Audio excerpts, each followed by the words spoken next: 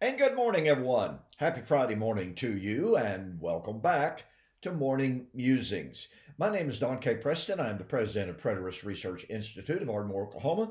And as most of you already know, if you are a subscriber to my channel, pardon me, good coffee this morning. And anyway, as you know, on Fridays, I spend my time, quote, responding to the critics. And we're currently involved in a review and a response of the book Problems with Preterism by Brian C. Hodge.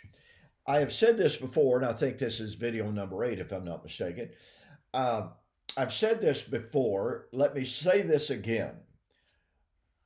And this is true of so many of the works that attempt to address preterism and covenant eschatology.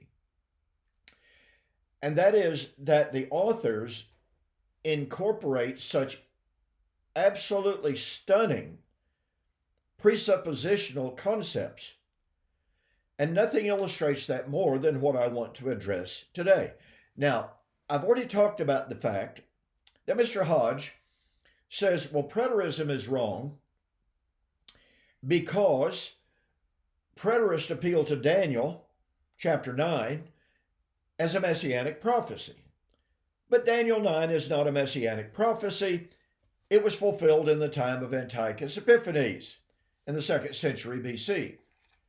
And now, and like I've shared with you 2 different videos on why I think that's wrong.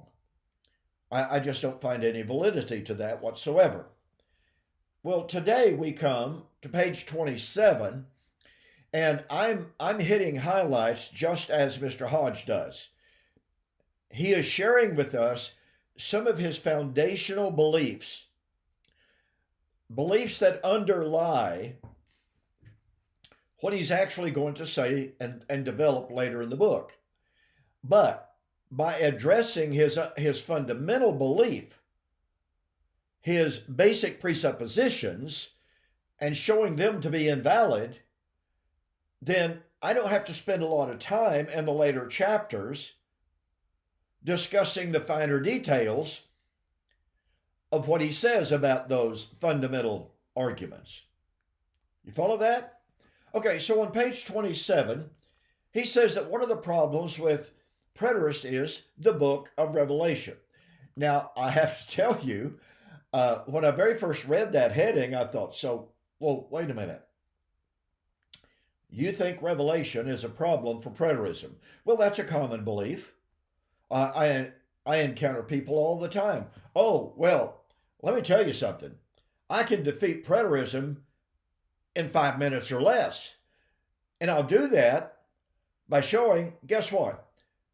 In order for preterism to be true, Revelation had to be written before the fall of Jerusalem in AD 70, and it had to be predicting that event. But virtually all scholars agree the book of Revelation was written in 95 to 98 AD under the reign of Domitian and Domitian's persecution of the church. There, bingo. See, preterism is false.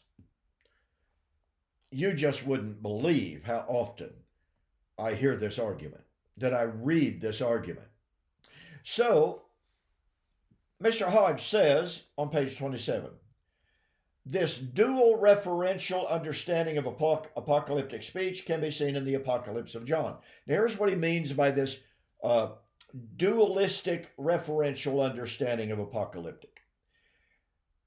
Mr. Hodge acknowledges that all throughout the Bible, we find local judgments described with universalistic language. We find the destruction of Babylon described as the time of the destruction of heaven and earth. We find the destruction of Edom at the hands of the Assyrians as the time of Yahweh riding a swift cloud into Egypt, Isaiah 19. We find the destruction of Edom that happened in 583 BC at the hands of Nebuchadnezzar as the time when the constellations of the universe would melt and fall from the skies, the mountains would melt, the dust of the earth, the water would be turned to pitch and burned day and night forever and ever. So Mr. Hodge says, well, it's true that those were local events. And it is true that those local events were used in universalistic language, but here's what that means. It means that, yes, that language was primarily being used of local events, but we have to understand that there's a referential use of it to the end of time. In other words, Mr. Hodge is assuming a priori that there is such a thing as the end of time foretold in the Bible. Just like Dr. Richard Carrier did in my debate with him a week or so ago.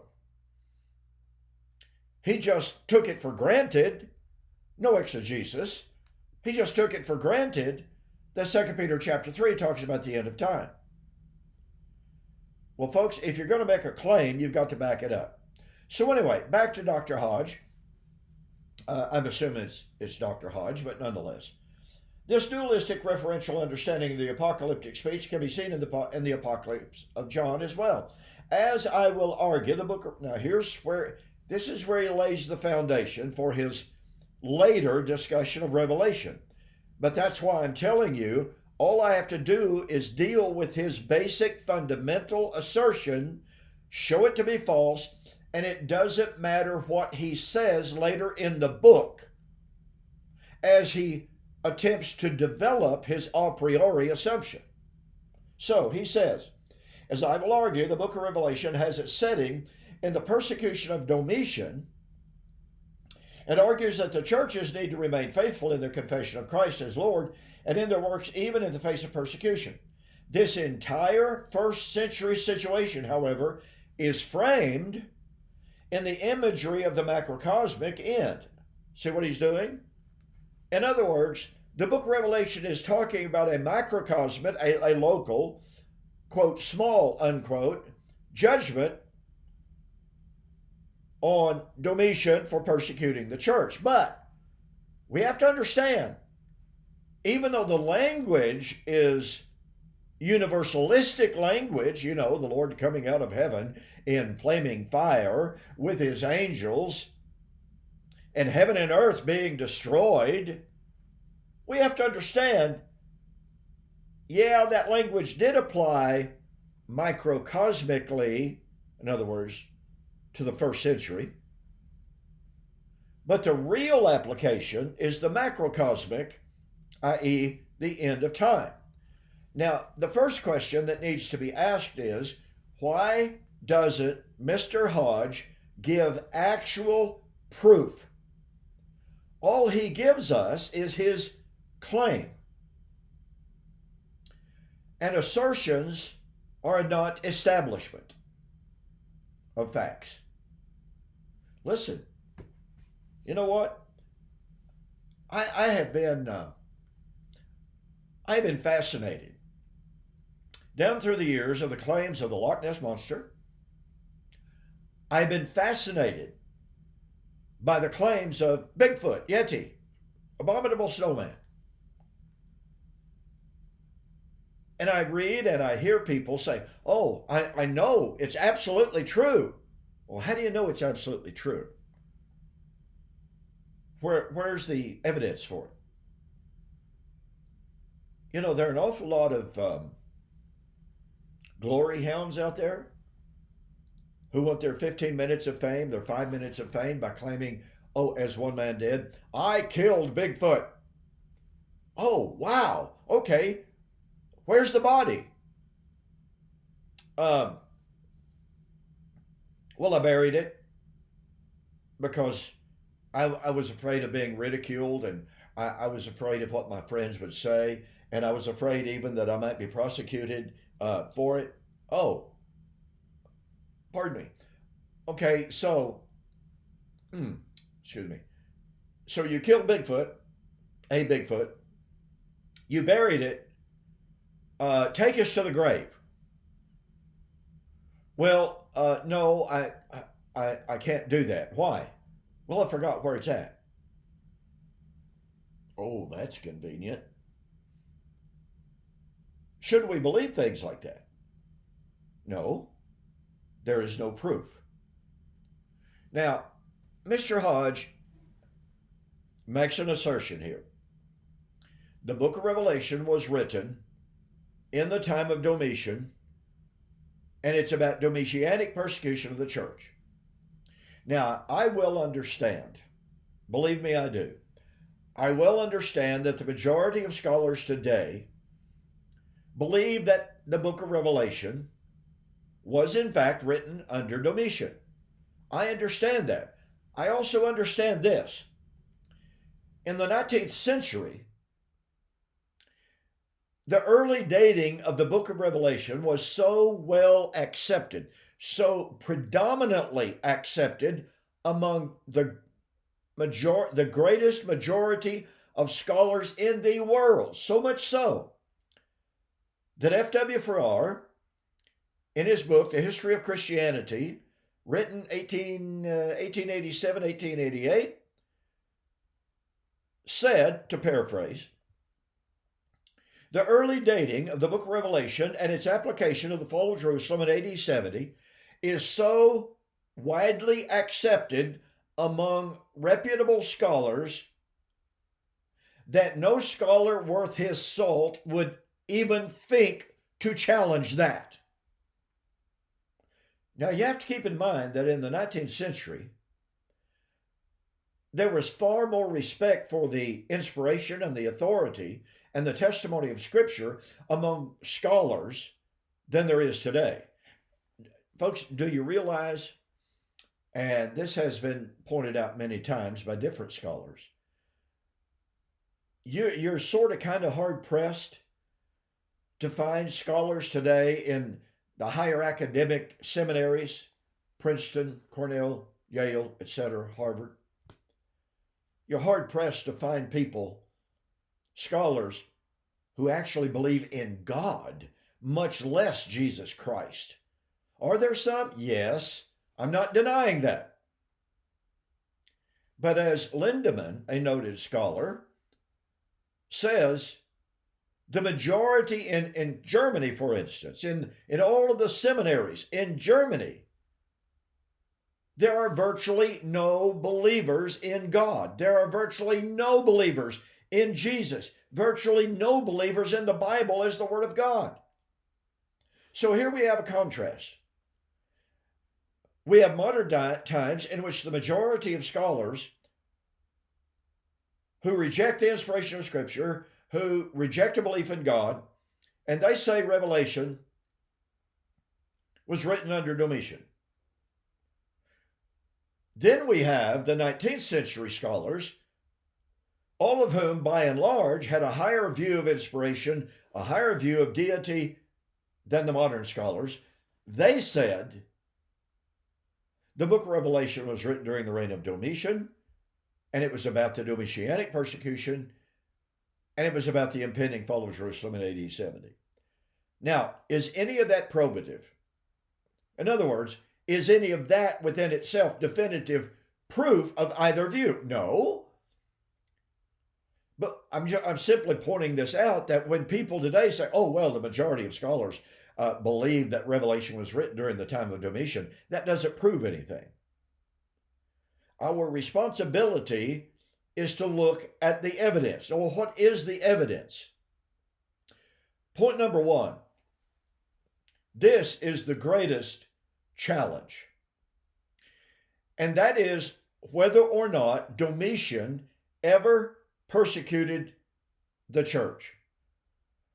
Now listen, I was raised believing and accepting uncritically the claim that the book of Revelation was written during the time of Domitian. I didn't have a problem with that. I didn't know any better. I had never studied the subject for myself. And something changed.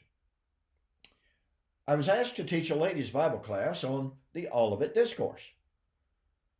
Well, I didn't know much about the Elevate Discourse. My seminary professors were confused. they passed that confusion on to me. My dad was confused about it. My dad was a minister. He didn't know what to think about the Elevate Discourse. So I told the ladies, I said, tell you what, I'll be glad to teach the Elevate Discourse, but you got to give me 1 year to study on my own, for my own, to make up my own mind what I believe about the Elevate Discourse, because here's what my professor said, here's what my dad said, I don't know what to believe.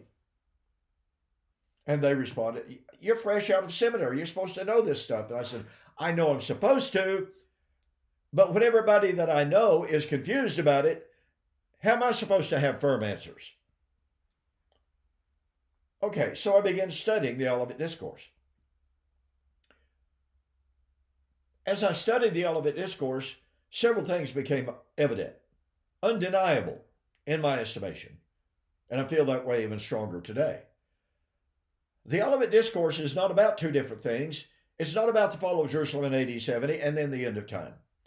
That became painfully obvious to me early on. Secondly, the Elevate Discourse is found throughout the book of Revelation. The book of Revelation is John's record of the Elevate Discourse. You do know, of course, I am sure, that John's Gospel does not contain the Elevate Discourse, but scholar after scholar after scholar have noted the book of Revelation is John's record in apocalyptic fashion of the Elevate Discourse.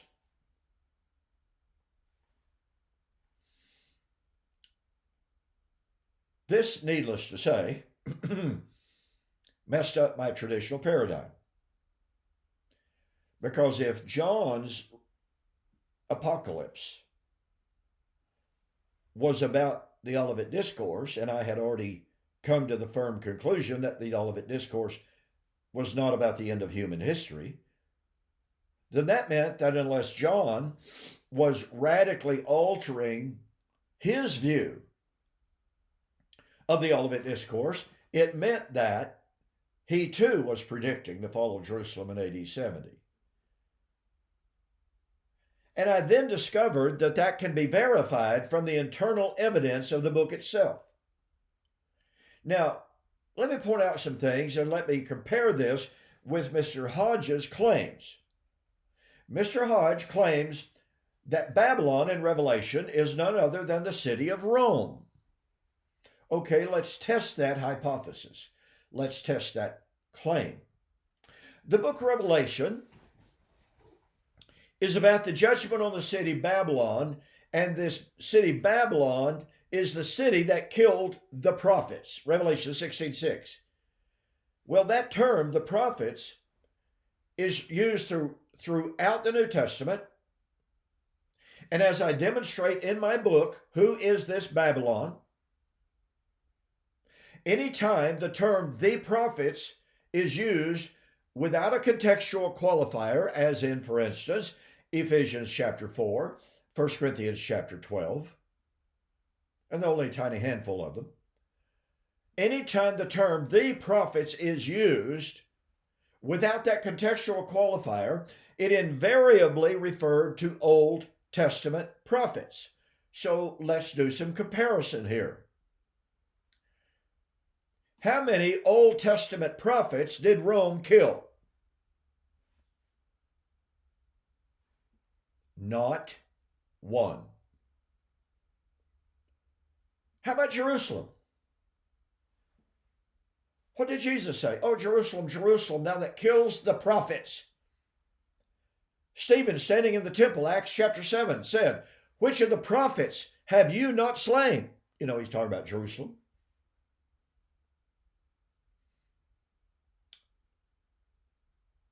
Behold, I send to you, Jerusalem, prophets, wise men, and scribes. Some of them you shall kill, you shall scourge, you shall chase from city to city, that upon you may come all of the righteous blood of all the righteous shed on the earth. So who did Jesus, who did his apostles say killed the prophets? Well, go to 1 Thessalonians chapter 2, 14 to 16. Paul said the Jews had killed the prophets. They had slain Jesus. and now they were killing Jesus' apostles and prophets. Who did Paul say killed the prophets? Old Covenant Jerusalem. Point number 2, Babylon of Revelation is, quote, where the Lord was crucified. Revelation chapter 11, verse 8. Okay, let me see here. Was Jesus crucified in the city of Rome? You know the answer to that. Point number 3. This city, Babylon, was guilty of killing the apostles and prophets of Jesus. Revelation 18, 20 through 24. And somebody says, see, Preston, this proves you're wrong because Paul and Peter died in Rome. That's true, probably. Who was responsible for it? And before you simply say, well, Nero was, you have to consider what Adolf Harnack and other historians have noted. The reason that Paul was slain by Nero and Peter was because there was an embassage of Jews from Jerusalem, of high priests, high-ranking priests, in Rome. And they got access to Nero's wife, Poppaea, who was a Jewess. They got access to his freedman, Acte, who was a Jew. And they convinced them for Nero to blame the Christians for burning Rome and for instigating the persecution of the church. Many scholars have taken note of this. So while it's technically correct that Rome killed Peter and Paul, the greater question is, who was responsible for that? And it was the Jews. Fourthly, Paul said that in the killing of the prophets of Jesus and Jesus' apostles and prophets, Jerusalem would fill up the measure of her sin and be judged in that generation. Matthew chapter 23, 29 through following. 1 Thessalonians chapter 2, once again, 14 to 16. In Revelation chapter 17, verse 6, Babylon, this great harlot city, remember, that killed the Old Testament prophets, it's where the Lord was crucified, and it's the city guilty of killing the apostles and prophets, holds a cup full of the blood of the martyrs. And judgment was about to fall. Perfect point-by-point comparisons. By the way, I developed this extensively in my book, Who is This Babylon? You can go to my website, donkpreston.com, bibleprophecy.com. If you go to the store and you order the book, Who is This Babylon? And then you send me a note saying that you saw the offer on YouTube or Facebook, I'll refund your shipping, and that will save you $7.95. Okay? So it'll save you $8. So I develop all of this in this book, Who is This Babylon? So the great question is, ladies and gentlemen, are we supposed to believe that there were two first century cities that killed the Old Testament prophets, that is where the Lord was slain, and killed the apostles and prophets of Jesus? And the cup of their sin for killing all of these was now full, and judgment was about to fall. Final point to address this, and that is a growing number of, quote, skeptical, high-ranking, as it were, scholars are now saying, as Richard Niewanger, a Roman historian, said, there is no evidence to prove that Domitian ever engaged in any kind of a systematic persecution of the church, not even a local persecution. Donald Guthrie, very, very highly respected scholar, in his massive tome, Introduction to the Books of the New Testament, said, the evidence supporting a Domitianic persecution of the church is not nearly as strong as once believed. Folks, I could give you quote after quote after quote. Get on Google, good old Google, and just type in evidence for the early dating of Revelation. You're going to be astounded at the evidence. Type in evidence for the Domitianic persecution, and you're going to find article after article after article written by scholars saying, that evidence may not be there after all.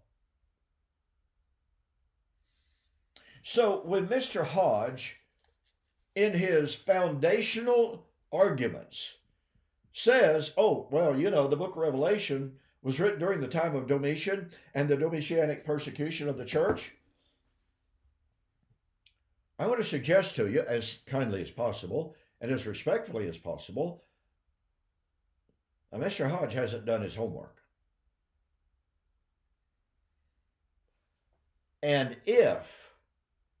I would say since Mr. Hodge's foundational argument to prove preterism wrong because of his view that the book of Revelation was written late in the time of Domitian and it was about the Domitianic persecution of the church, since that claim is fundamentally false, then his argument against preterism is absolutely false. And look, in my book, Who Is This Babylon? I just give, it's almost an embarrassing wealth of documentation to back up what I'm saying. Okay, thank you so much for joining me on this morning's Morning Musings. Be sure to join Mike Sullivan and me tonight, this afternoon, rather, as we continue to discuss the incredible impact and influence of the Song of Moses, Deuteronomy 32, on New Testament eschatology. I'll see you on the flip side.